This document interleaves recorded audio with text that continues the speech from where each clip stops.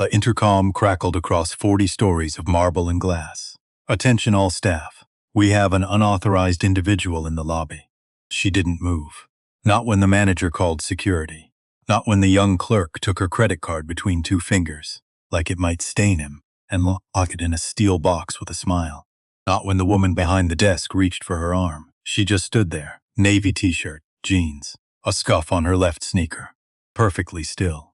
20 phones were up now, a live stream counter climbing past 1,000. An old man in the corner slowly folding his newspaper. And behind the front desk, Warren Stills straightened his cufflinks. A man absolutely certain he was protecting something. He had looked at her for 3 seconds and decided who she was. He was about to find out. Minutes. That's all it took. She didn't dress up. That was the first decision she made that morning. And like most important decisions, it looked like nothing from the outside. Naomi Reeves stood in front of the mirror in her hotel room and looked at herself for a long time. 42 years old. CEO of a hospitality group that owned 57 hotels across the country. A woman whose signature was on lease agreements and acquisition contracts and staff handbooks in cities from Portland to Miami.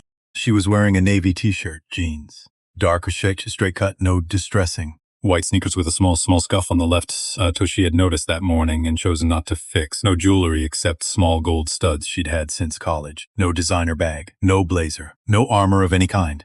Just her. She looked at herself in the mirror and she thought, good, because that was exactly the point. She picked up something from the nightstand before she left. A piece of paper, folded into quarters, the size of a playing card. Old paper. The kind of old where the creases have gone soft from being opened and closed so many times they barely hold a shape anymore. The color had gone from white to the particular off-yellow of something that has lived in pockets and drawers and the bottom of bags for a very long time. She didn't open it. She didn't need to. She knew what it said. She just held it for a moment. The weight of it almost nothing. The weight of what it meant something else entirely. Then she put it in the front pocket of her jeans, and she walked out the door. Chicago in October has a particular kind of honesty. The cold doesn't perform. It doesn't threaten. It just arrives, off the lake, finding every gap between your collar and your neck. Every place where you thought the fabric was enough. It moves through downtown like it owns the grid, which in a way it does. The city was built around wind. The wind never forgot that. Naomi walked 3 blocks. She could have taken a car.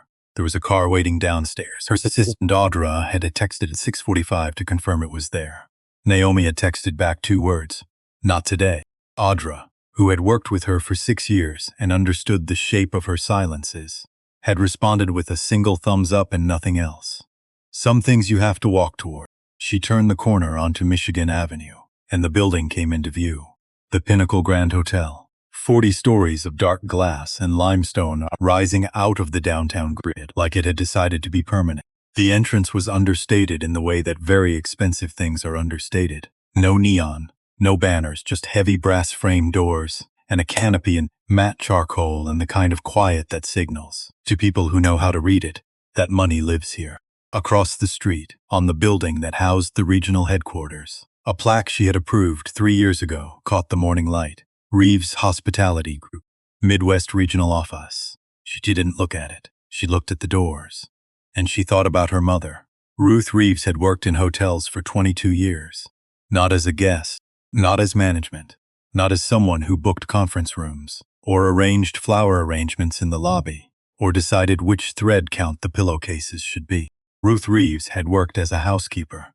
She had known, by the 3rd week of any job, which rooms had the heating vent that rattled on the left side of the wall, which elevator was slower in the morning when the kitchen staff were moving carts through it, which corridor had the carpeting that needed an extra pass, because the pattern hid things the guests left behind. She had known the infrastructure of every building she worked, in the way doctors know anatomy, from the inside, from the parts that guests never saw. She had beautiful hands.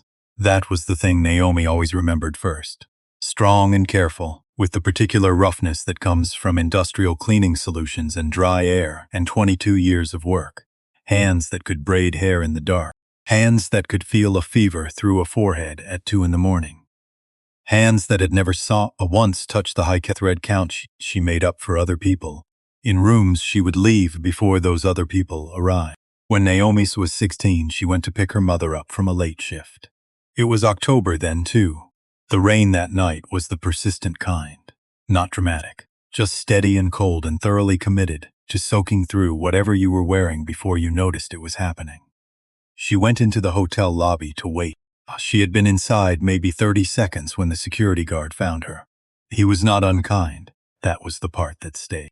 He was professional, neutral.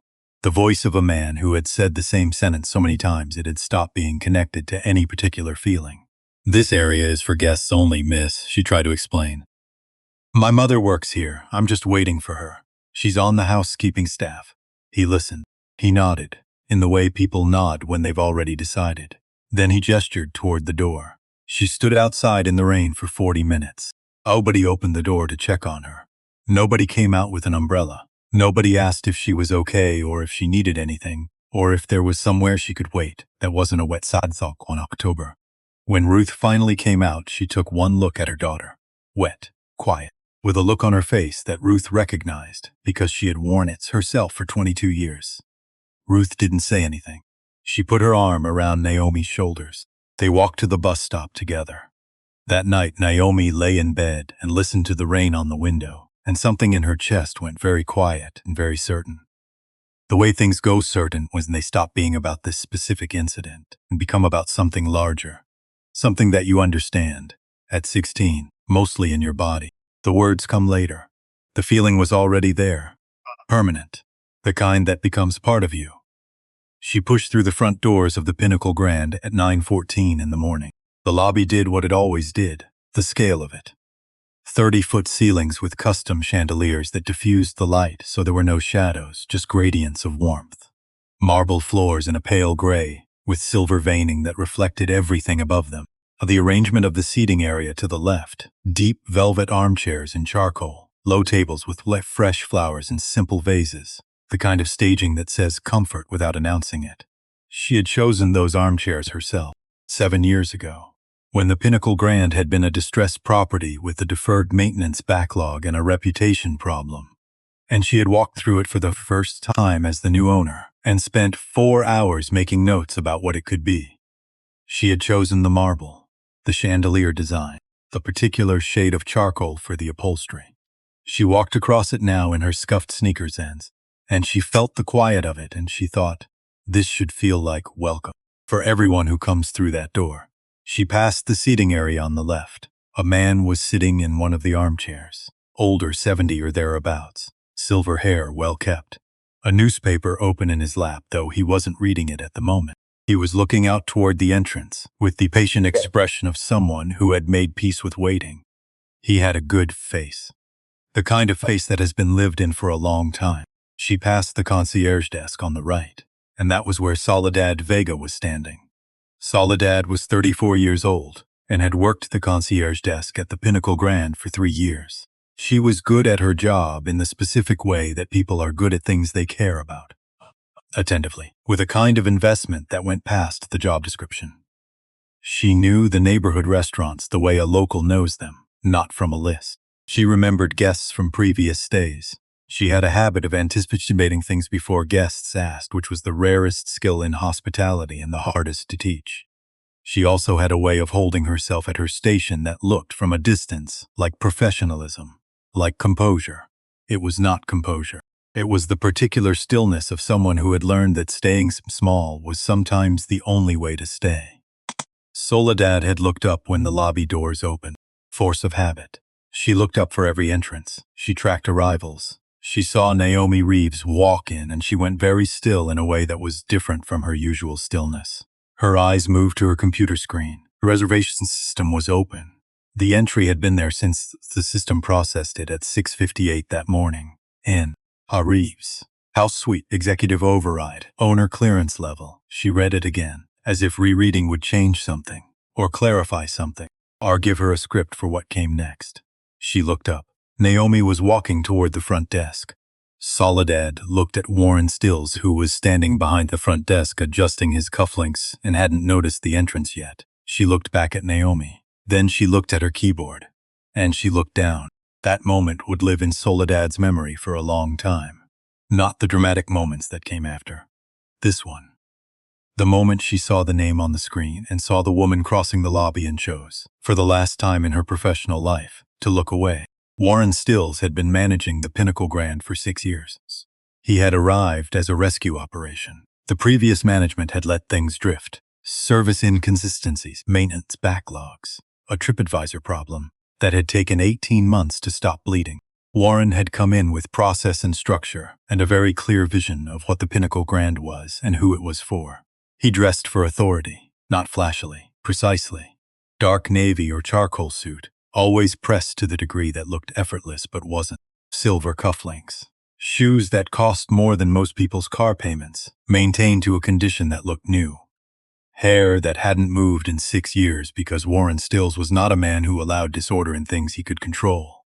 He used words like positioning and brand integrity and guest experience as if they were his invention, as if he had discovered personally that hotels existed to serve people and was generously allowing others in on the insight. He had a system. Nobody had written it down. That was by design. There was no handbook page, no training module, no policy document that could be pulled from a file and read in front of a review board, but it existed as it lived in the way he ran his morning briefings, in the particular pause before certain sentences, on the language he used, premium guest profile, core demographic, brand-aligned clientele, words that sounded like industry vocabulary until you paid attention to how they were applied, until you noticed what they meant in practice. His staff had learned it the way you learn things that are never said directly. Through repetition, through watching, through the 100 small calibrations of behavior that happen when you understand, without being told explicitly, what is expected of you. Bryce Okafor was 27 years old and had been working the front desk for 8 months. He was in the phase of a new job where the dominant emotion is the desire to be useful, to demonstrate good judgment, to be the kind of employee that the people above you are glad to have around. He was smart and eager, and he had watched Warren carefully for 8 months, and he had learned things Warren had never said in words. Darlene Pruitt was 30 years old and had been at the Pinnacle Grand for 3 years. She had a mother in Memphis she sent money to every month, a lease renewal coming up that she was already anxious about, student loans from a business administration degree that she was still at 30 working through. Darlene could not afford disruption. Darlene had learned very efficiently that the way to avoid disruption was to read the room correctly and act accordingly. She had gotten very good at reading the room, the way Warren Stills had defined it. Warren saw Naomi walk in. He processed her in under 3 seconds. Plain clothes, no luggage beyond a small crossbody bag, no visible traveling companion or assistant, no phone pressed to her ear, no markers of the kind that his system was calibrated to recognize as signals of belonging. He was already adjusting his expression before she reached the desk, polite on the surface. The surface was always polite, firm underneath, the expression of a man who believed that what he was doing was management, was standard, was in fact a form of service, maintaining the environment that the right guests deserved. Naomi walked up to the counter. She didn't rush, didn't over-explain, didn't perform anything. She just walked up and stopped and looked at Warren Stills with an expression that was entirely neutral and said with the calm of someone who has stood in a lot of rooms like this, "I have a reservation. Penthouse suite. The name is Reeves." She placed her ID on the counter, then her credit card. The matte black kind, no visible bank logo on the front. The kind of card that doesn't need to announce itself. Warren picked up her ID with 2 fingers. He looked at it, then at her, then at it again. "Our penthouse suites," he said, with the measured patience of a man performing reasonableness, "are reserved for platinum tier members. There may have been a booking error." "There's no error, ma'am. I'd like my room key." Her voice did not rise, did not sharpen. It was the same temperature it had been when she first spoke, steady, even. The voice of someone who has had this conversation before in different rooms with different people and has made a decision, somewhere along the way, not to perform distress for audiences that are looking for it. Bryce Okafor, who had been watching from the far end of the counter with the attention of someone looking for an opportunity to be useful, reached for her credit card with 2 fingers, not roughly, not aggressively, a kind of deliberate, exaggerated carefulness that communicated, without words, that he was handling something whose legitimacy he doubted. He turned it over, studied the front, studied the back. Then he reached under the counter, and produced a small brushed steel lockbox, the kind used for items being held pending verification. He placed the card inside with the gravity of someone making a record, clicked it shut, smiled. "We'll need to verify this with the issuing bank before we can proceed." He said it like a policy, like a kindness, like he was saving her from something. The lobby heard every word. Jordan Faber was 29 years old, and she wrote a travel blog out of Nashville that had over 4 years of consistent work grown into something that paid her rent and her health insurance, and occasionally her flights. She had checked in the previous evening. She had been at the lobby bar at 9:14 in the morning, nursing a coffee and editing photographs on her laptop, and half listening to the ambient sounds of a hotel lobby doing its morning routine. She looked up when she felt the shift. She wasn't sure what to call it exactly. A change in the quality of the air. The particular silence that falls over a public space when something is wrong. She looked at the front desk. She looked at the woman in the navy t-shirt. She looked at Bryce Okafor with the lockbox. She looked at the smile. She reached for her phone. Beside her, Eli Wachowski, 31, her co-writer on the blog, the person who handled the video content while Jordan handled the words, had already picked up his. Pressed the record button. A small red circle appeared in the corner of his screen. Live. 6 viewers. Then 20. Then 63. The counterclimbing with the irregular rhythm of something that people were finding by accident and stopping to watch. Behind the front desk, Darlene Pruitt pressed the intercom button. She pressed it with the efficiency of someone executing a protocol. Her voice, when it came through the lobby speakers, was professional, measured. The voice of a person who had been trained for this. Security to the front lobby. "We may have an unauthorized guest attempting to access a premium suite. Please respond." The words traveled through the speaker system and arrived in the lobby and hung there, unauthorized. Naomi heard it. She felt it the way you feel something that has been said before.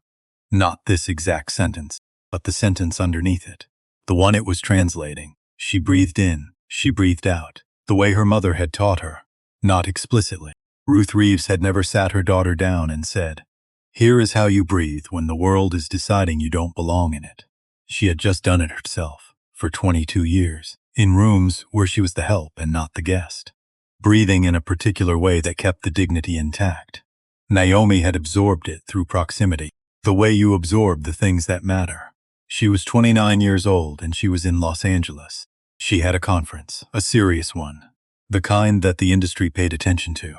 She had been asked to present on hospitality investment strategy for secondary markets.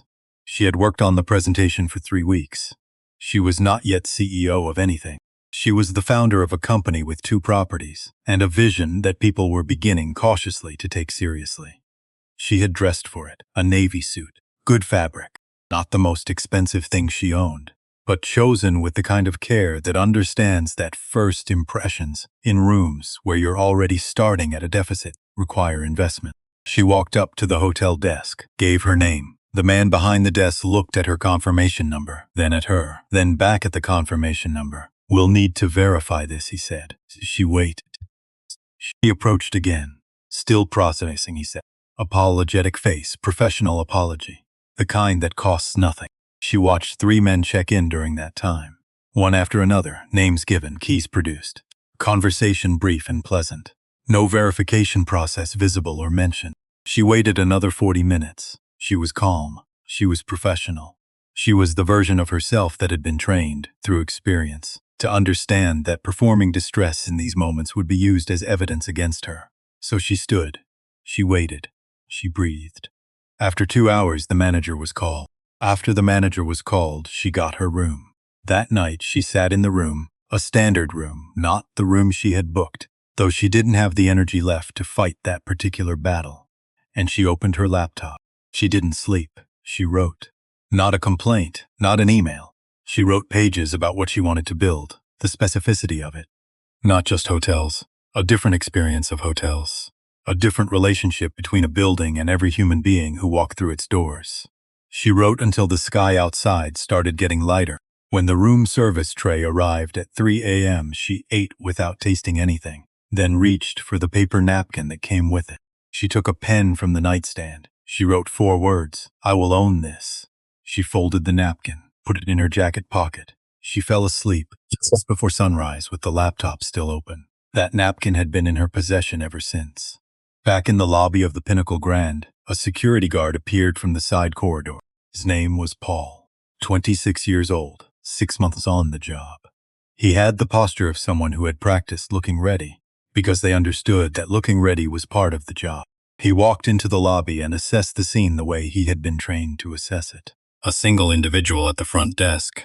Staff behind the desk, no visible altercation, no raised voices, no physical confrontation, and a woman standing very still. Paul had been trained to respond to situations. He had not been trained to respond to stillness. The stillness was harder, because it didn't have a protocol attached to it. He looked at Warren. Warren tilted his head toward Naomi with the minimal movement of a man accustomed to being understood. Paul looked at Naomi, and Naomi looked back at him with an expression that was not aggressive, and was not pleading, and was not anything he had a category for. It was simply present. Like she had been here before and she knew how it went, and she had made arrangements for how it was going to go this time. Paul cleared his throat. Ma'am, I'm going to have to ask you to stop, one word. Same temperature as everything else she'd said. Not loud, not sharp. Paul stopped.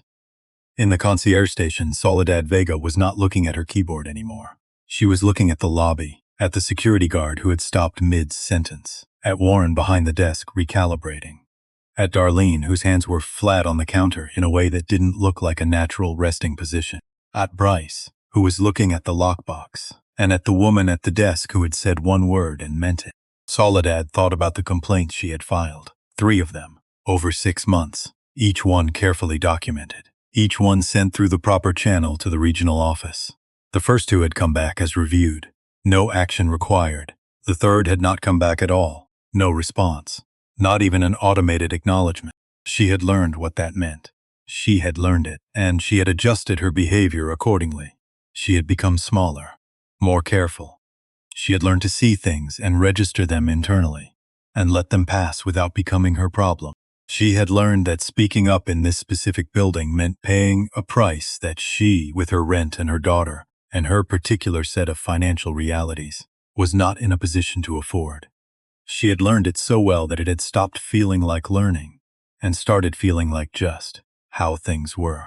But now she was looking at this woman who had presented her ID and her card, and stated her reservation, and been met with a lockbox and an intercom announcement, who was standing there like she had been standing in places that didn't want her for decades. Like she knew something about that specific skill that Soledad recognized. Soledad thought, I know that woman's name. She thought, I know why she's here. She thought, if I don't say something. She thought, what happens if I do? She thought, what happens if I don't? The man in the armchair had put his newspaper down. His name was Reginald Tate. He was 71 years old, retired after 31 years as a high school history teacher in Evanston. He had driven into the city this morning to meet his granddaughter for an early lunch. He was a man who arrived early to things, because his father had told him when he was young that being late was a way of telling people their time mattered less than yours. Reginald had never forgotten that. He was always early. He had been sitting in this armchair for 22 minutes. He had watched the whole thing, the entrance, the desk, the ID, the card, the lockbox, the smile on the man's face when he closed it, the intercom announcement. He had watched it and he had felt something move in him, something old and specific, not unfamiliar. He had a daughter, 38 years old, an architect, a brilliant woman who carried herself with the particular grace of someone who had learned to take up exactly the right amount of space, enough to be taken seriously. Not so much that people felt threatened and reached for their tools. 8 years ago, Reginald had been at an airport with her. He had watched a gate agent treat her with a kind of dismissal that had a name even if the gate agent would have denied it had that name. Reginald had stood there. He had watched. And he had done the calculation that people do when they're tired and it's an airport, and the flight is in 40 minutes, and their daughter is already handling it with more composure than should be required. He had done nothing. He thought about that airport a lot, more than his daughter knew. She had moved on from it, or appeared to have, the way people move on from things when they've had too much practice. But Reginald had not moved on from his own stillness in that moment. He looked at the woman at the desk. He looked at the security guard who had stopped mid-sentence. He looked at the lobby, which was full of people making the same calculation he had made at the airport. The calculation of it's not my situation and I don't want to make it worse and maybe it's not what it looks like and the flight is in 40 minutes. Reginald Tate took his reading glasses off. He folded them into the breast pocket of his jacket. He stood up. He walked across the marble lobby floor. He stopped beside Naomi Reeves. He didn't say anything, didn't introduce himself, didn't announce what he was doing or why, didn't ask permission or look for acknowledgement. He just stood there, next to her, like that was the most natural thing in the world. Soledad saw it happen. She watched Reginald get up from the armchair, watched him cross the lobby with the unhurried deliberateness of a man who had made a decision and was implementing it, watched him take his place beside this woman he had never met, and something in her chest broke open. Not loudly, not dramatically. The way things break open when the last reason you were using to hold them closed turns out not to be as solid as you thought. She thought, if he can, she thought. I have known this woman's name for 23 minutes and I have stood here and said nothing, she thought. I have 3 unanswered complaints in the files somewhere in a regional office and I know what this is and I know what that name on my screen means. And I have said nothing, she thought. If he can. She came out from behind her station. Her legs felt strange, like they were operating ahead of her, like some part of her had made the decision before the rest of her caught up. She walked to the edge of the front desk. Warren saw her coming. Solod, the quiet. The particular quiet of authority that expects to be obeyed without the volume. Back to your station, she kept walking. Solod. She stopped at the edge of the desk. She looked at Warren. Then she looked at Naomi. Then she said, her reservation is valid. Her voice was not perfectly steady. It shook slightly on the first word. Just the first one. I saw it in the system this morning. Penthouse suite, confirmed and paid. Executive override, owner-level clearance. The lobby went still, not the ambient quiet of a well-managed space. The held-breath silence of a room full of people who have collectively registered something true has just been said. Warren's voice came back low, controlled, the voice of a man who was recalibrating. Back to your station. Soledad looked at him. She thought about the 3 complaints. She thought about her daughter, 7 years old, who was going to walk into rooms like this someday, and would be shaped part by what kind of person her mother turned out to be. She said no, and she meant it. And Warren Stills, who had been managing people for a very long time, recognized the specific sound of someone meaning something. It was different from the sound of someone being difficult. Difficult could be managed. This was different. This was a person who had run the calculation and come out the other side of it, and there was nothing left to threaten. He had no move for that, not a ready one. Naomi had been watching Soledad. She had noticed her at the concierge desk from the moment she walked in, had noticed the particular quality of her stillness, had seen, in the 23 minutes she had been standing at this counter, the way Soledad had looked at the screen, and then at Warren, and then down at her keyboard. She understood that look. She understood the calculation behind it. She also understood what it had cost exactly for Soledad to cross the floor just now and say those words in front of Warren Stills and a lobby full of people. That kind of courage doesn't come free. It comes at the end of something. Some accumulation of a specific kind of tire. She looked at Soledad and thought, I see you. She didn't say it. The lobby was not the place.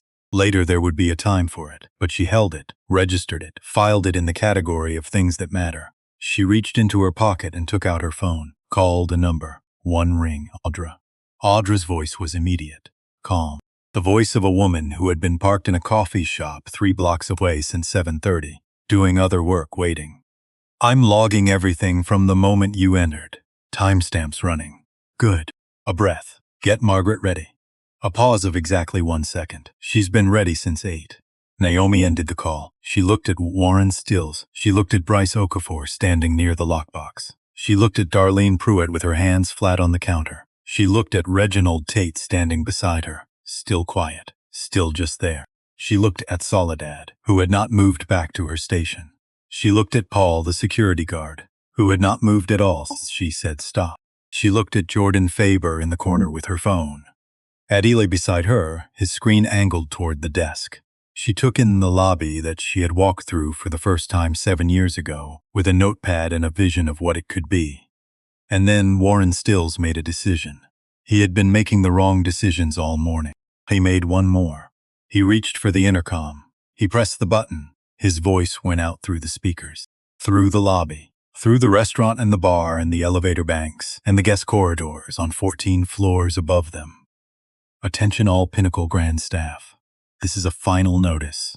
We have an unauthorized individual in the lobby who has refused to cooperate with standard verification procedures and is disrupting hotel operations. I am requesting immediate assistance at the front desk. The individual is to be escorted from the premises. Escorted from the premises. The words landed in the lobby like something thrown. Naomi heard them.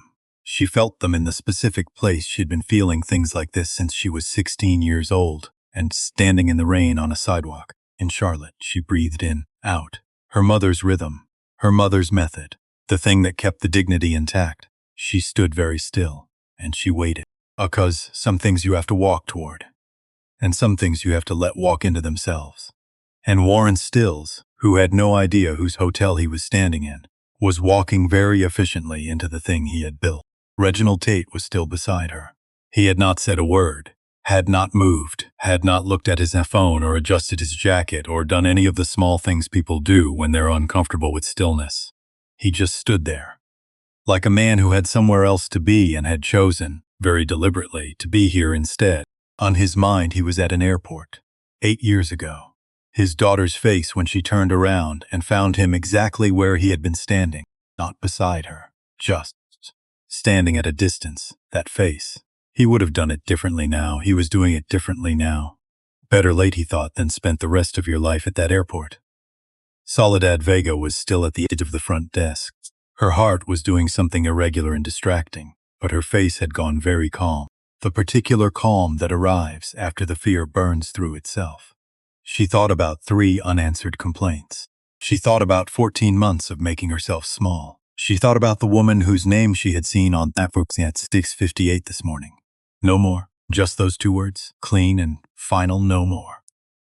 Jordan Faber kept filming. She had not said anything in several minutes. Not to Eli.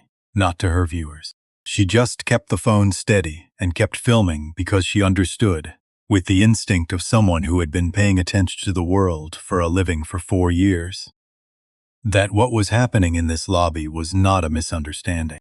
She didn't know yet exactly what it was, but she knew what it wasn't. She kept filming, and the counter on Eli's live stream climbed past 900, past 1,000, past 1,500, because people were finding it, sharing it, sending it to each other with messages that said things like, "Watch this. This is happening right now. And I know exactly what I'm looking at." They did know. That was the thing. They knew because they had seen it, or been it, or known someone who had been it. In hotel lobbies and airport gates and restaurant hostess stands, and the 1,000 ordinary places where certain people are made to feel, without a single word that could be quoted back in a review board, that the space they are standing in has decided they don't quite belong. They recognized it. Ivan through a phone screen, even with no context, and recognition, it turns out, travels fast. Naomi stood in the center of the lobby. Her hands were relaxed at her sides. Her shoulders were level. Her breathing was even. Inside, she was doing the thing she had been doing for 26 years in rooms like this, holding the thing that wanted to come out. Not suppressing it, not denying it, just holding it. The way you hold something that belongs to you and that you are not going to hand to anyone in this room. The grief of it, the specific exhaustion of being 42 years old and the owner of 57 hotels and still standing in a lobby being told you don't belong in it. She held it, and she waited, and in approximately 40 seconds, everything in this lobby was going to change, but not yet. Right now, she stood in the marble room she had built, in the light she had chosen. On the floor her mother's hands had never touched. She breathed in, out, and she held the line. The 60 seconds passed. Then another 60. Warren Stills was still standing behind the counter, still waiting for something to arrive and make this easier for him. Still holding the posture of a man who believed that authority was a thing you wore and therefore could not be removed without your permission. He was wrong about that. He had been wrong about several things this morning, but that one most of all. Paul, the security guard, had come through the side corridor at a measured pace, and then stopped when he saw the lobby. Not dramatically. He didn't freeze or stumble, he just stopped. took in the room, made the kind of rapid assessment that people make when the situation they've been called to doesn't match the situation they were described. He had been told, unauthorized individual disrupting operations. What he found was a woman standing perfectly still, an elderly man standing beside her, a concierge who had left her station and was not going back, phones raised in at least 3 corners of the lobby, a live stream counter that someone had positioned so he could see it from where he stood, 1,400 viewers. Climbing. Paul looked at Warren. Warren tilted his head, the minimal gesture of a man who expected to be understood. Paul looked at Naomi. Naomi looked back at him with an expression that was not threatening and was not pleading and was not performing anything at all. It was simply present, waiting, like she had already seen this scene play out and knew the shape of it. Paul looked at his shoes for exactly 1 second. Then he stayed where he was. Warren noticed. Of course he noticed. Warren noticed everything that happened in this lobby. It was the skill that had made him good at this job for a long time, and it was also this morning the thing that was making everything worse. Because noticing meant he couldn't pretend he hadn't seen Paul stop, couldn't pretend the lobby wasn't reorganizing itself in a direction he hadn't authorized. He said quietly through the particular stillness of his jaw, "Paul, escort the guest out." Paul said, "Ma'am, I'm going to have to ask." "You don't need to ask her anything," Soledad, still at the edge of the desk, still not moving. Her voice was steadier now than it had been 2 minutes ago, which was the strange thing about crossing a line you've been afraid of for a long time. Once you're on the other side of it, the fear changes shape. It doesn't disappear. It just stops being the biggest thing in the room. Warren turned to her.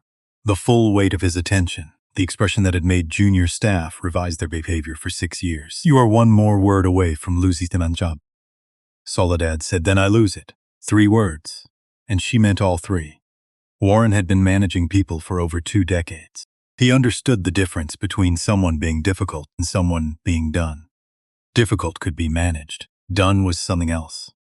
Done was a person who had run the full calculation, the rent, the references, the professional consequences, all of it, and come out the other side with their answer. Soledad was done. He had no protocol for that.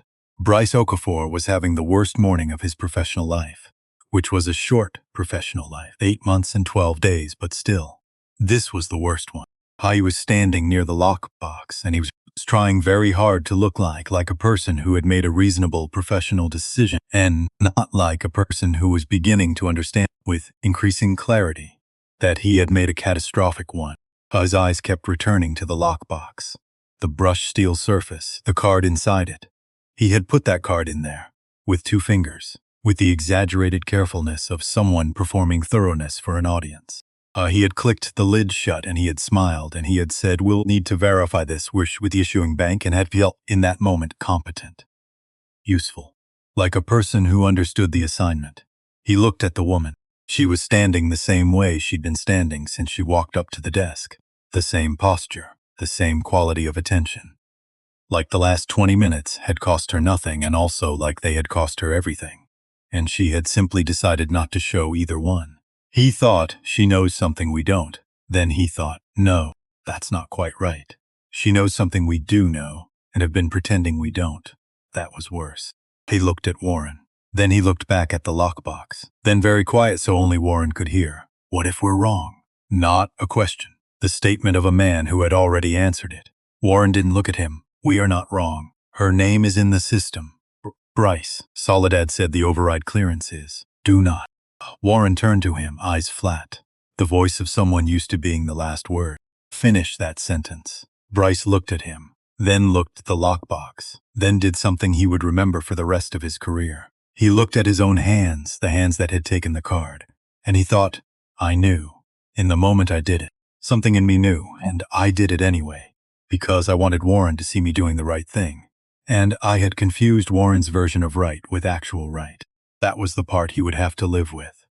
The knowing. Jordan Faber had stopped narrating. She did that sometimes when the thing in front of her became too real for commentary. When the commentary would be a frame around something that was more important than the frame. She just kept filming. Her hands were steady. 4 years of doing this had given her steady hands. Eli was narrating quietly into his phone, not sensationally. The specific register of someone describing what they see, because they believe seeing requires witnessing. She hasn't raised her voice once. Not once. They called security, and security showed up and hasn't done anything, which tells you something about what security sees when it looks at that situation. There are guests in the lobby who've stopped what they were doing. The concierge came out from her station. That older gentleman, he just walked over and stood beside her about 10 minutes ago. He doesn't know her. You can tell he doesn't know her. He's just standing there. Someone in the comments typed, "She owns the hotel, doesn't she?" Eli read it. Didn't say anything. Looked at the woman, thought, maybe, then thought, it doesn't matter, then filmed. Warren Stills picked up the desk phone. He called Curtis Hadley. Curtis Hadley was 55 years old and had been the regional director of Reeves Hospitality Group for the Midwest Corridor for 4 years. He had an office 3 blocks from the Pinnacle Grand. He had 14 properties under his oversight.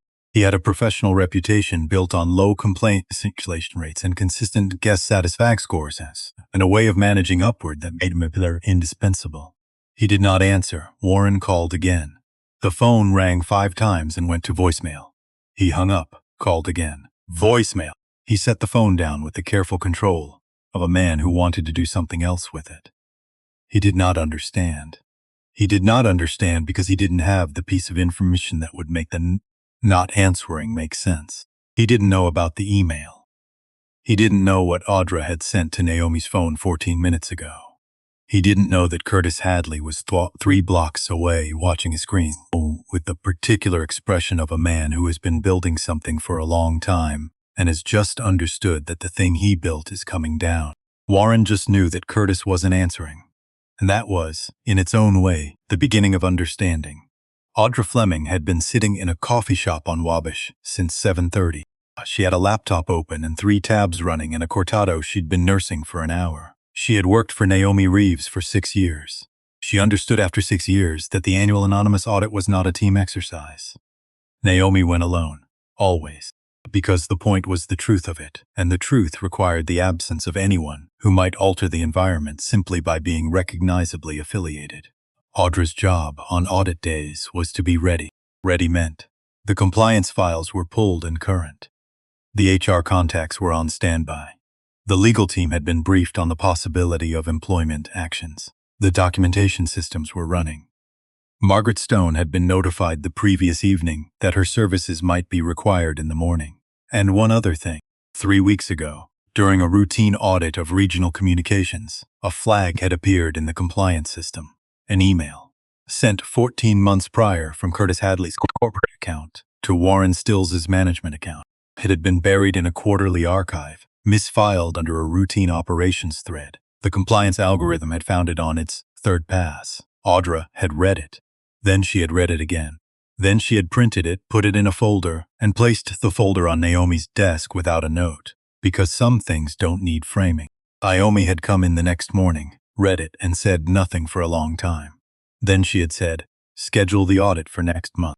The audit had been scheduled, and this morning at 9:27, when Naomi sent a single text that said, "Send it," Audra had forwarded the email to Naomi's phone and then sat back in her chair and looked at the ceiling for a moment.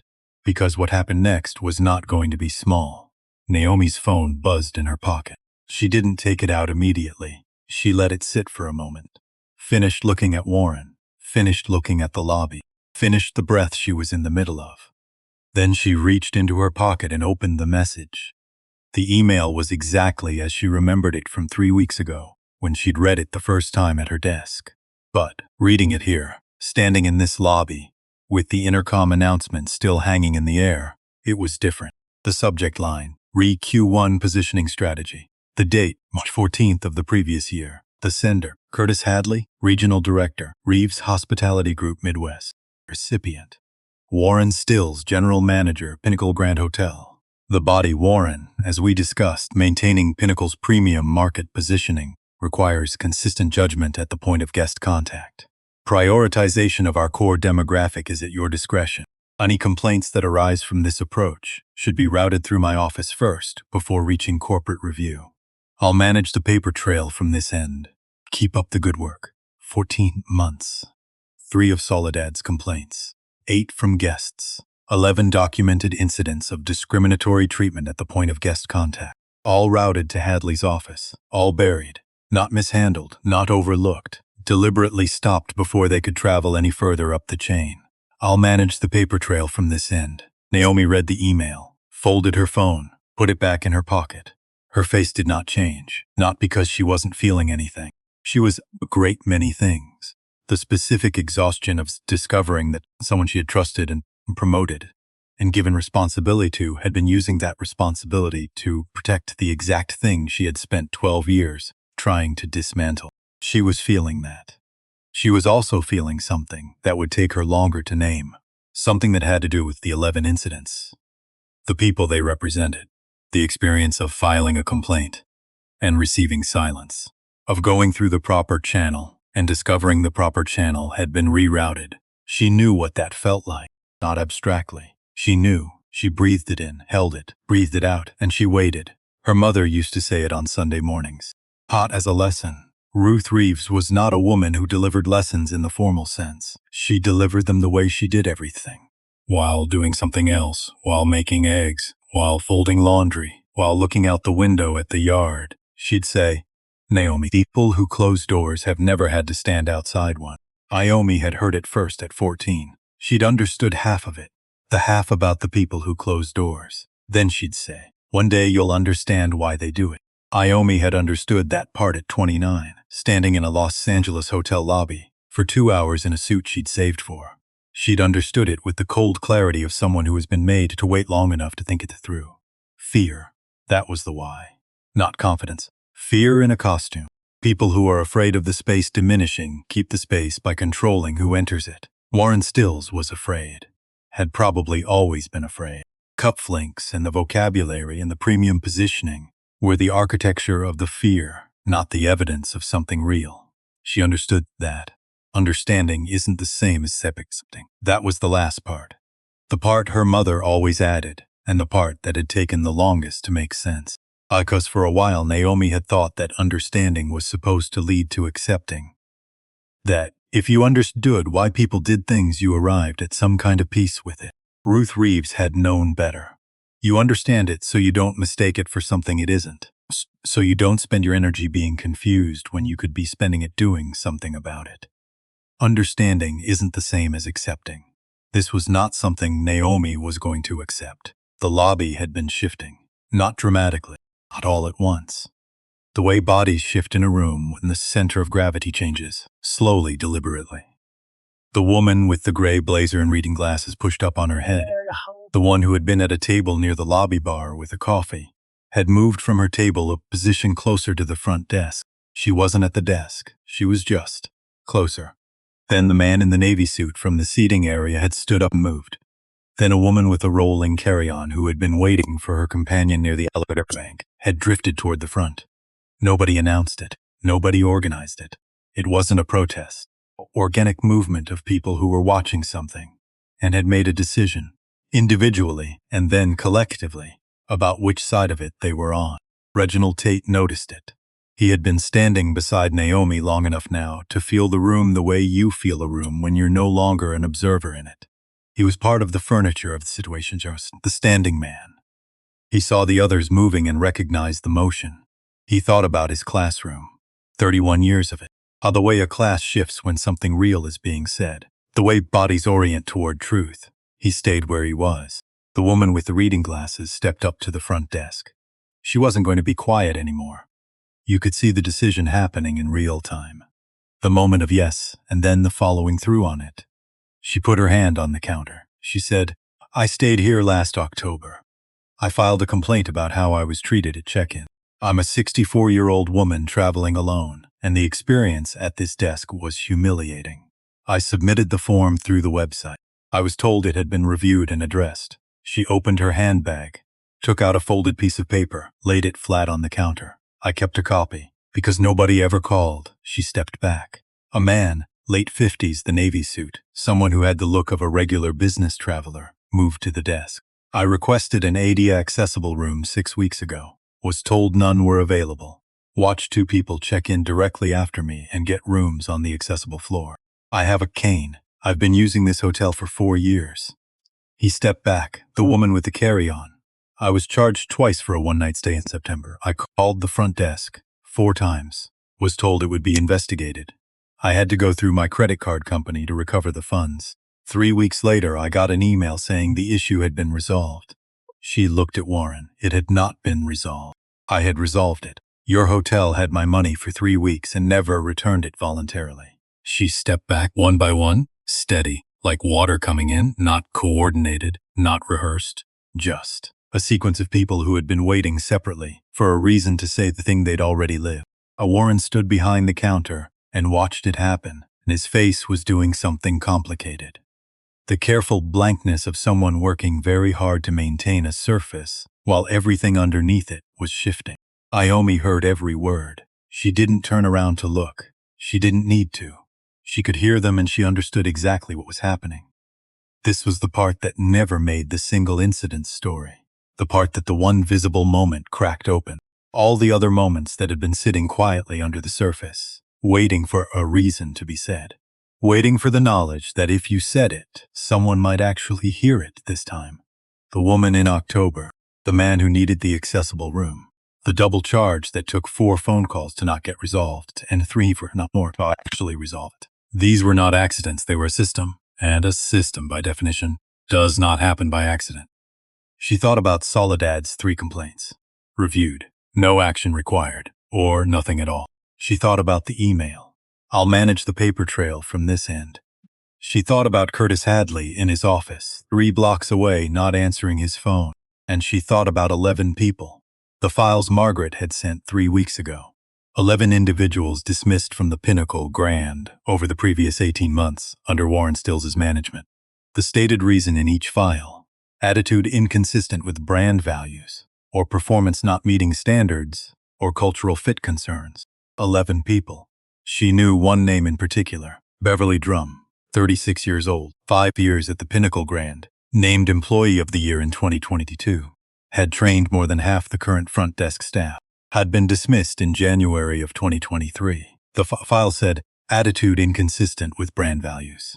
Naomi had read that file 3 weeks ago in her quiet office and had felt something cold and specific move through her, because she knew what attitude inconsistent with brand values meant at a hotel where the brand values included a system for deciding in 3 seconds who belonged in the lobby. It meant she spoke up. It meant she didn't make herself small enough.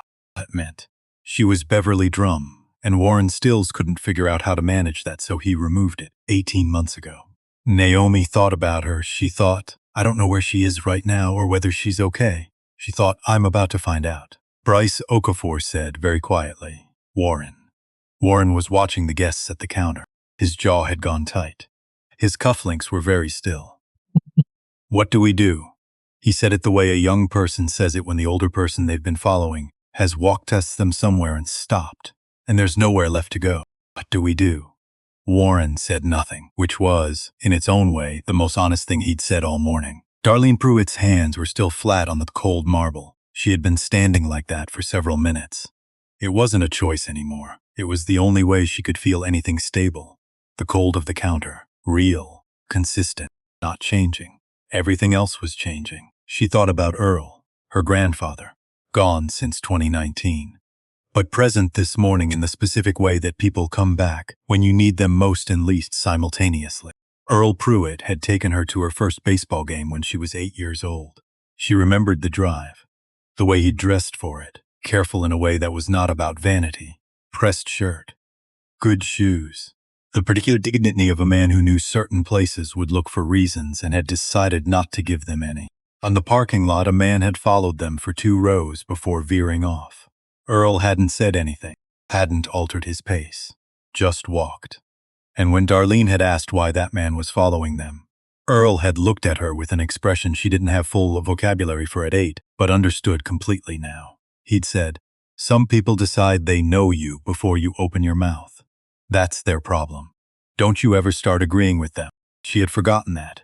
That was the thing. You forget things. Life fills up with other things. Bills, rent, performance reviews. The 100 small decisions about which things are worth the cost of standing up for.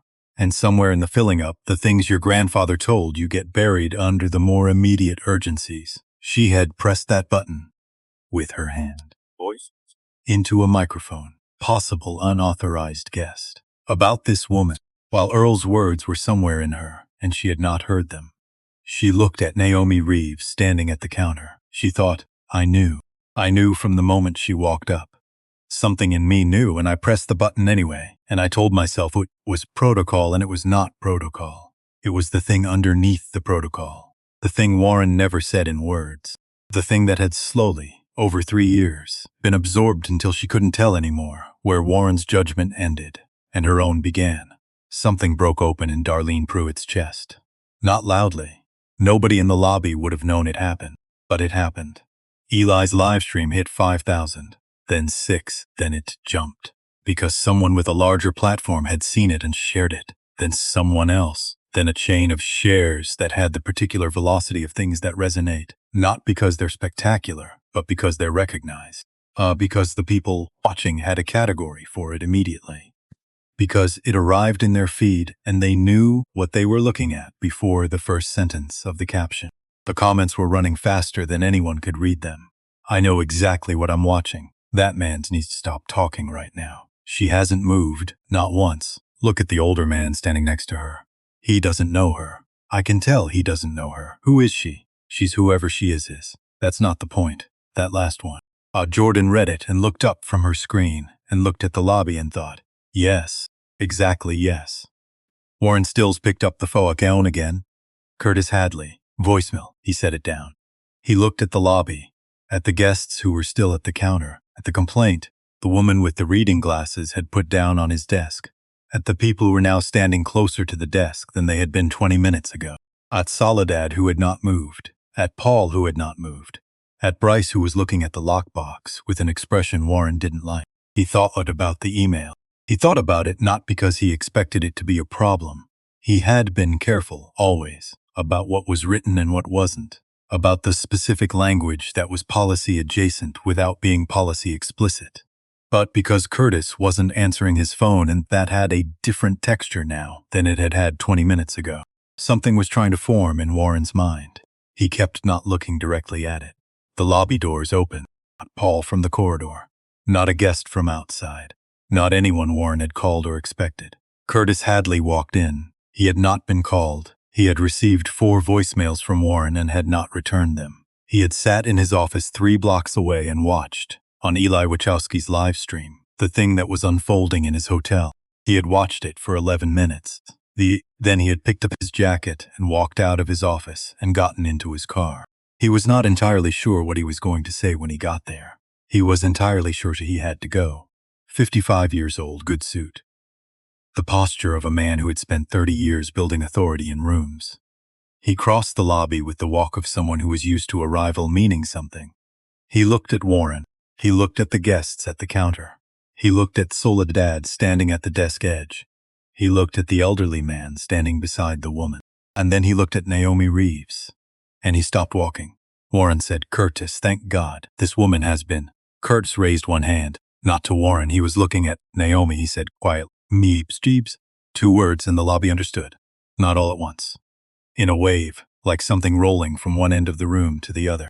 The woman at the coffee table. The man in the navy suit. The young couple near the elevator bank who had drifted closer. Jordan Faber. Eli. Paul by the corridor entrance. And Soledad Vega, who had known from the beginning, who felt something move through her that was not vindication and was not quite relief, but was the specific feeling of a truth that has been waiting, arriving finally into the light. Someone whispered, wait. Someone else. She owns it. Then a woman near the bar said, not whispering, she owns the hotel. Not a question. A statement of something that had just become real. Warren heard it. He looked at Curtis. He looked at Naomi. His face did something that had not done in the 6 years he had managed this property. The surface cracked, just slightly. A hairline fracture in the performance of composure. He said slowly, like a man hearing a translation for the first time. She's? Curtis said, the owner, yes. Bryce Okafor sat down. Nobody told him to. Nobody directed him to seat or asked him to step back. His legs simply made the decision. He went down slowly until he was sitting on the floor behind the desk, back against the cabinet, knees up, looking at the ceiling. He was 27 years old. He had been in this job for 8 months. He had wanted very badly to be good at it. He thought about what he had thought good at it meant 8 months ago. He thought about what he understood it to mean now. The distance between those two things was the worst feeling he had ever had in a professional context, and he understood sitting on the floor with his back against a cabinet that it was supposed to feel this bad, that the feeling was accurate. He looked at the lockbox. He thought, I have to give the card back. Not because he was told to yet, because it was hers and he had taken it, and that was the beginning and the end of it. He stood up. He walked to the edge of the desk. He unlocked the box. He picked up the card with both hands, properly, like an object that belonged to someone. He held it out. Naomi looked at it. Then she looked at him. His hands were not entirely steady. He said, I'm sorry.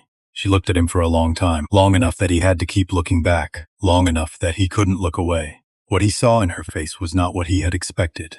He had expected anger. He had expected contempt. He had expected some version of the satisfactory person who has been proved right in front of a lobby full of witnesses. What he saw instead was something that he wouldn't have a complete name for until much later, when he had thought about this morning many times and approached it from many angles. It looked like grief, the grief of someone who has had this happen before, who knows that she will have it happen again, understands that this morning is not an exception to a rule but a particularly visible instance of a pattern that has been running for a very long time.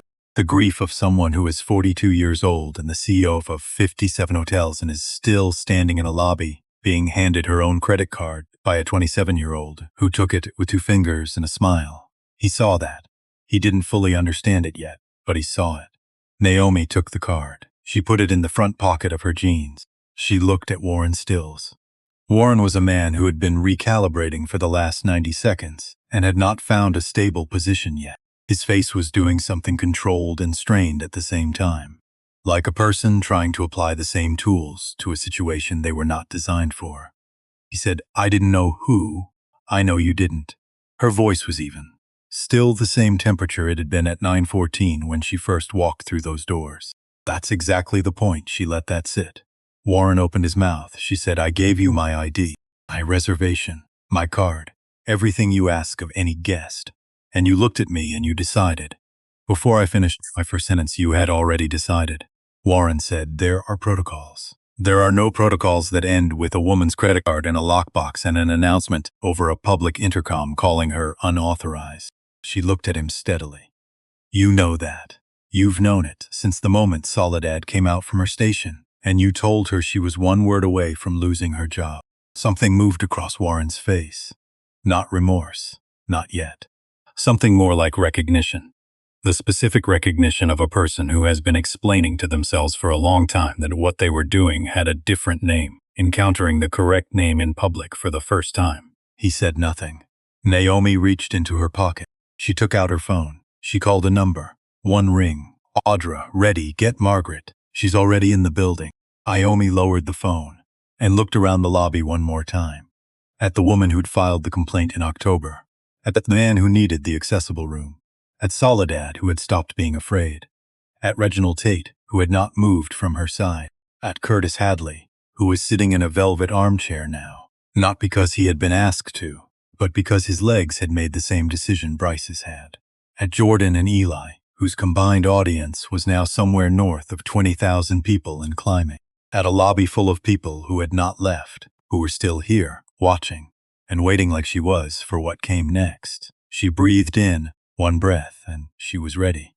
Margaret Stone walked through the lobby doors at 9:41 in the morning. She didn't hurry.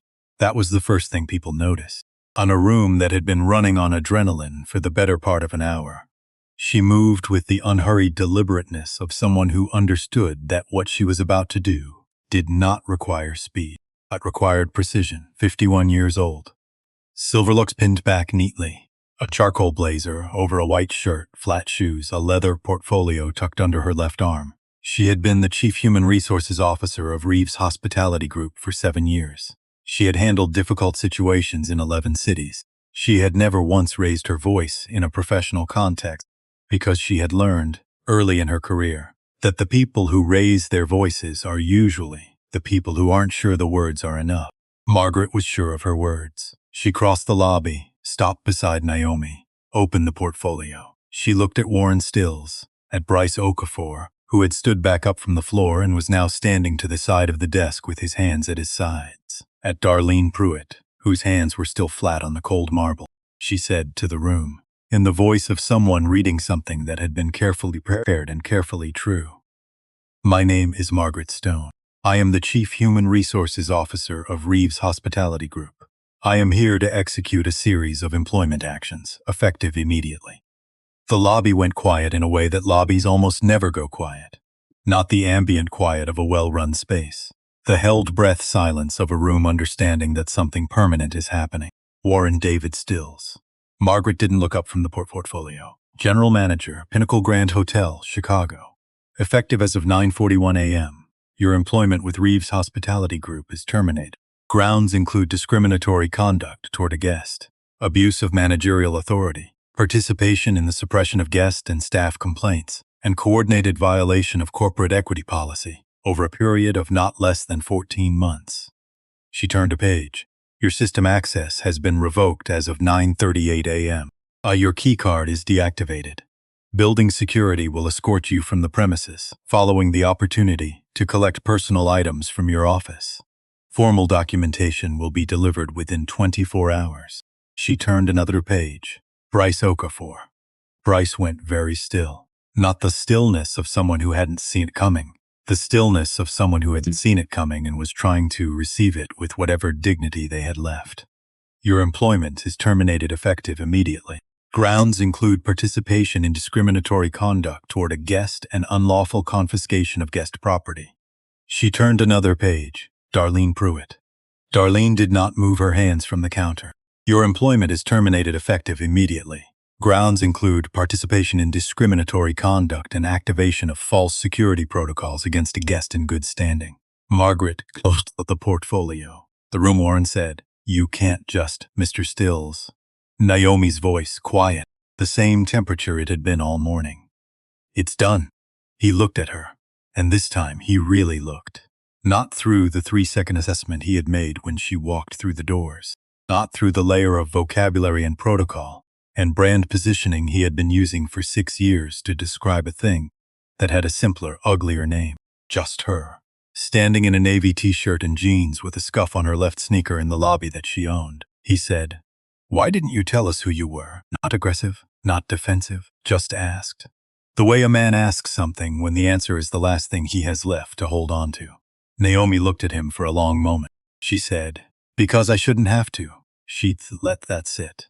Because every single guest who walked through that door before me shouldn't have had to either.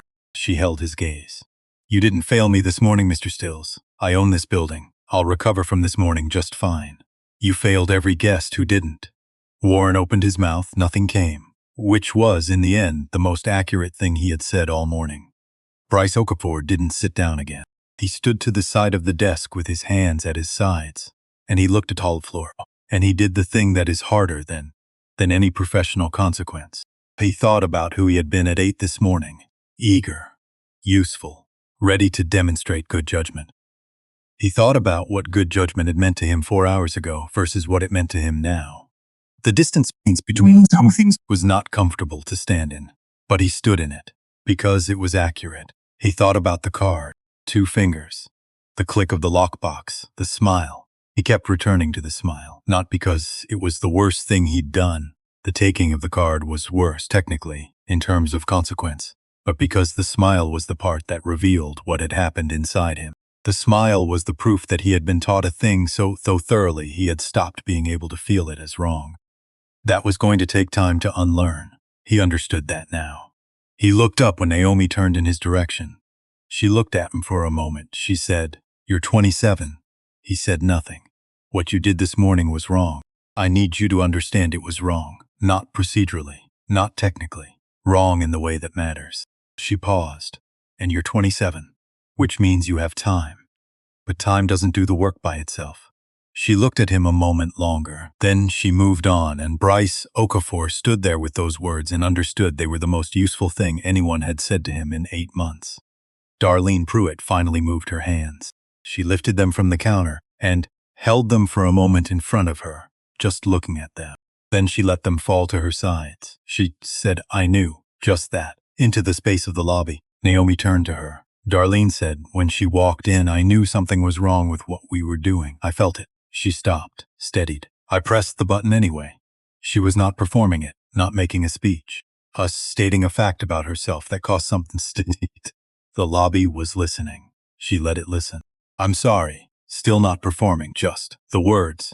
Not because of what it cost me, because of what it cost you. Naomi looked at her for a long time, the kind of long that most people fill with something, a word, a reassurance, a softening. Naomi didn't fill it. She let Darlene stand in what she had said. Then she said, You're 30 years old. Darlene waited.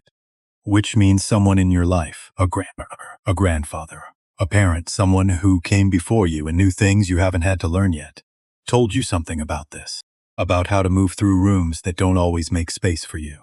About what you owe yourself when that happens. Darlene's eyes went very still, because there was Earl, right there, not summoned by name, summoned by the shape of the truth. Naomi said, Whatever they told you, go back to it. Because you knew this morning? I could see it in how you were standing. Something in you knew and you did it anyway. A pause. That's the work, not the knowing. The knowing is just the beginning. The work is what you do after. Darlene said nothing, because there was nothing to say that wasn't smaller than what had just been said. Naomi looked at her one moment longer. Then she moved on, and Darlene stood there with her hands at her sides and thought about a man who had pressed a shirt before a baseball and walked through a parking lot without changing his pace and told an 8-year-old girl the most important thing she would ever need to know. Don't you ever start agreeing with them. She hadn't just forgotten it this morning. She had pressed a button with her own hand. That was going to take time. But she understood, standing there in what used to be her lobby, that time was the beginning of the work and not the work itself. She would have to do the rest. She didn't say anything else. She didn't need to. Curtis Hadley was still in the velvet armchair. He had sat down 12 minutes ago, not because he was asked, not because his legs gave out, but because he had walked into this lobby with some half-formed idea of explaining something, and had seen the room and understood that there was nothing left to explain. The email was known. He could see it in Naomi's face, in the way she had looked at him when he walked in, not surprise. The specific look of someone who already had the document and had been waiting for the person to catch up to it. He had been a regional director for 4 years. He had built a reputation on clean numbers, low complaint escalation rate. He understood those numbers differently now. Sitting in this chair, in this lobby, looking at the woman with the reading glasses, who had put a copy of her complaint on the desk, the man who had needed an accessible room, the woman with the carry-on. Low complaint escalation rate meant the complaints had been stopped before they escalated. By him, deliberately, carefully, with the specific language of a man who knew how to manage paper cut trails. The numbers were clean because he had cleaned them, and beneath the clean numbers were 11 people dismissed from this building. A concierge who had filed 3 complaints and gotten silence.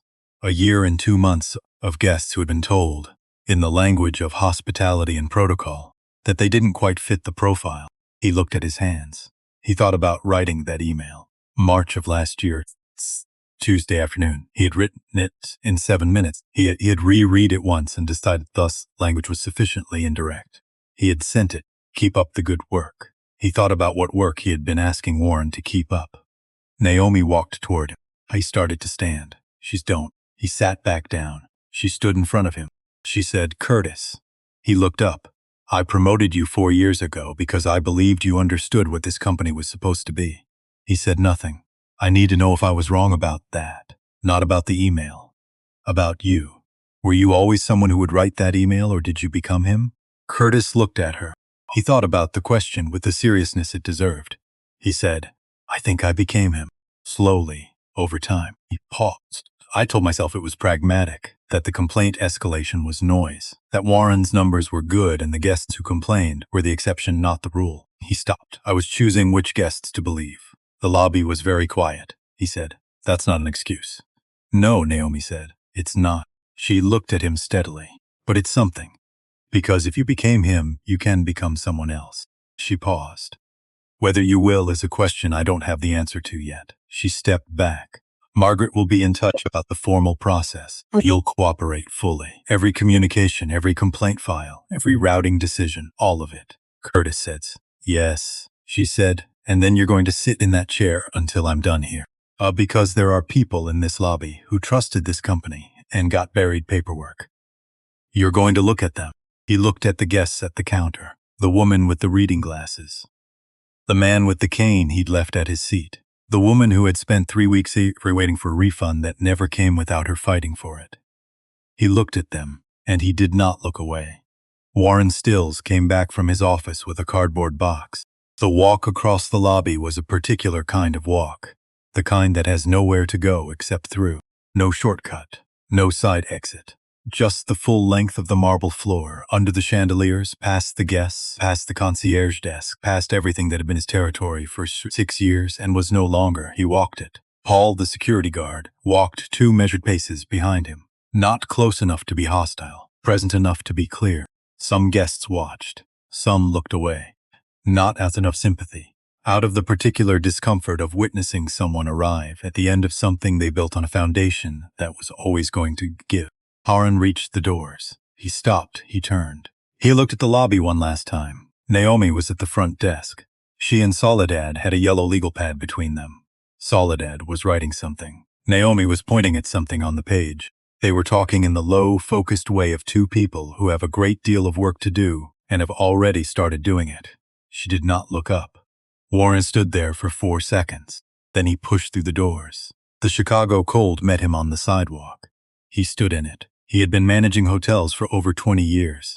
He had survived bad quarters and staff crises, and a burst pipe on a New Year's Eve. He had survived all of those things because they were solvable, because they were problems with solutions, and the solutions were within his authority to implement. This was different, because the thing he was standing outside of, with his cardboard box on a sidewalk in October, was not a crisis he'd been unable to solve. It was a thing he had built. He had built it over 6 years with small decisions that seemed, individually, like nothing. A tone, a look, a piece of vocabulary. A system that was never written down, because everyone involved understood without it being written exactly what it meant. He had built it and called it standards. I stood on the sidewalk for a long time. The wind came off the lake the way it always did, finding every gap. He walked away. Margaret Stone found Curtis Hadley still in the velvet armchair at 10:12. He had not moved since Naomi told him to look at the guests at the counter. He had looked. He was still looking, or trying to, in the way of someone who has understood that looking is the minimum requirement, and is trying to decide what comes after it. Margaret sat down in the chair across from him. She opened the portfolio. She said, "Curtis." He looked at her. "Effective as of 10 o'clock this morning, your position as regional director for Reeves Hospitality Group Midwest is terminated." She said it without ceremony, without the particular coldness that would have made it punitive theater. Just the fact of it. Grounds include deliberate suppression of guest and staff complaints, misuse of corporate authority, and written instruction to a subordinate to engage in discriminatory prioritization. Curtis said, "I know. Your access to all Reeves systems has been revoked. You'll receive formal documentation within 24 hours. He said, "Yes. The compliance team will be in contact regarding the full communications review. We'll need every email, every routing decision, every complaint file you received from this property over the past 14 months. All of it. You'll have it." Haas said it without hesitation. Not because he was afraid of what would happen if he didn't. Because he had been sitting in this armchair for 40 minutes, looking at the woman who had filed her complaint in October and never heard back. Looking at the man who had needed the accessible room. Looking at the woman with the carry-on who had spent 3 weeks waiting for a refund from his carefully managed paper trail. He owed them the complete record. He was going to give it. Margaret closed the portfolio. She said, "Is there anything you want to say before I go?" Curtis thought about it. He thought about the email, March 14th. 7 minutes to write. 1 reread sent. "Keep up the good work." He said, "I'd like to speak to Miss Reeves before I leave, not to explain. Just to say that I know what it is and I know why it was wrong. She deserves to hear it directly." Margaret said, "I'll ask her." Curtis stayed in the armchair. He thought about 14 months, about the specific mathematics of small decisions, each one seeming, individually, like a judgment call. And all of them accumulated, amounting to a system that had told certain people they were the wrong kind of guest. I had managed the paper trail. He understood now exactly what he had managed. Naomi came to him 20 minutes later. She didn't sit, he said. I know there's nothing I can say that undoes it. She said no. I told myself it was operational. That Warren's numbers were clean and the complaints were outliers. For 14 months. He stopped. I was choosing whose experience counted. I didn't use those words. But that's what I was doing. She said, why are you telling me this? Because you deserve to know I understand what I did. Not just that I got caught. She said, does your daughter know how to reach you? 'Cause Curtis is my daughter, you have one. Early 30s. I remember the photo on your desk. She's 33. Call her today. Not about this. Just call her. He didn't understand exactly what she meant. He said, okay, the compliance team needs everything by end of week. Because those people deserve to have their complaints heard 14 months ago, and the least we can do is make the record complete. End of week. Everything. She walked back to the front desk. Curtis sat for another 5 minutes. Then he stood up, straightened his jacket. The automatic gesture of a man whose mind was somewhere else. He walked across the marble floor and pushed through the front doors. The October cold met him on the sidewalk. He took out his phone. He called his daughter.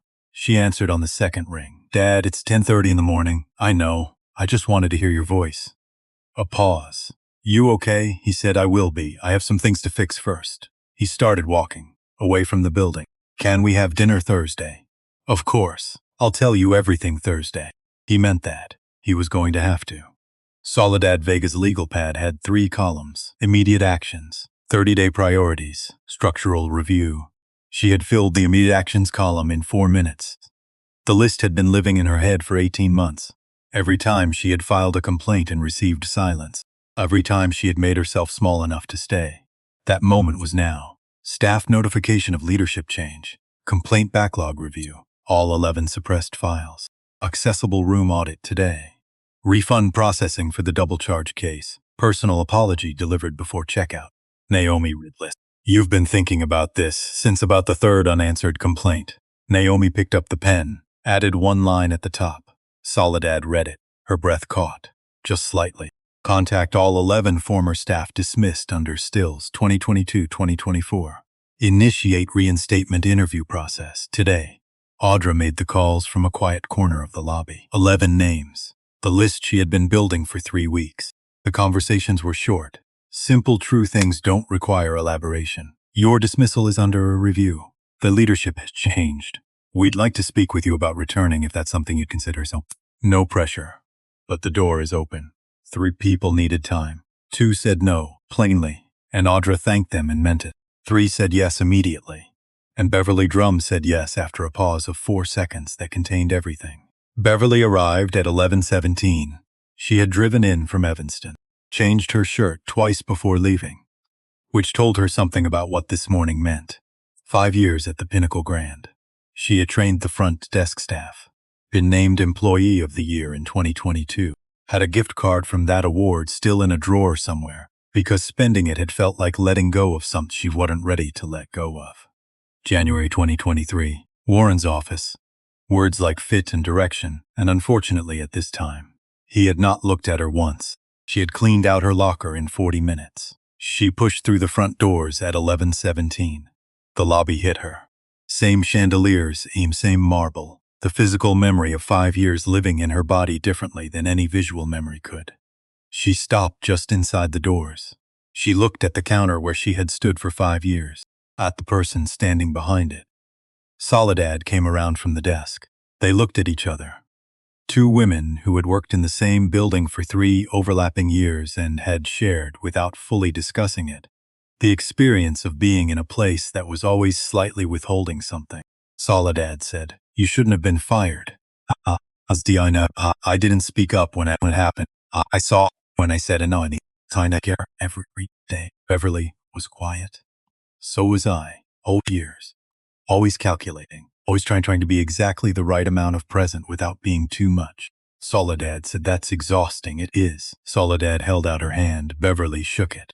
Then Soledad pulled her into a hug that was not planned and not professional and completely exactly right.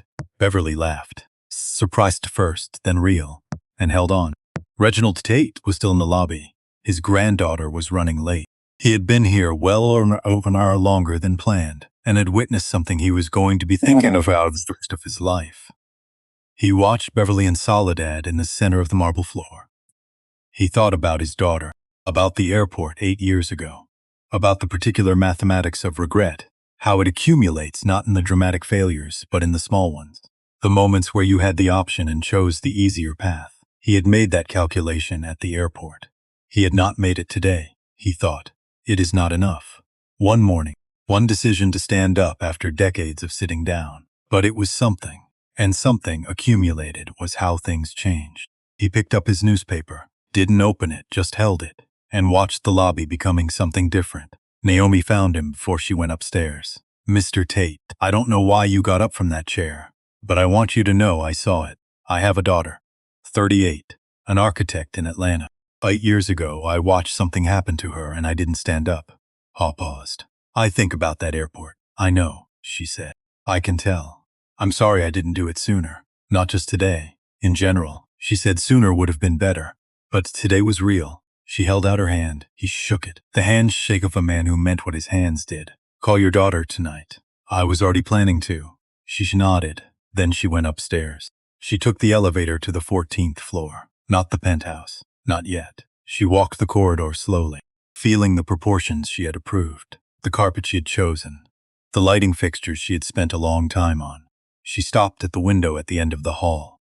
Chicago spread out below, October sky, the lake visible at the edge of the frame, going on until it looked like it might be the ocean. She reached into her pocket, the napkin. She unfolded it, her own handwriting, 29 years old. Sitting in a car in Los Angeles with something in her chest that had stopped being grief and become something harder and more useful. I will own this. She read it. She thought about Ruth Reeves, riding a bus through this neighborhood for 22 years. Before sunrise, after midnight, moving through these streets toward buildings like this one, where she was the labor and not the guest.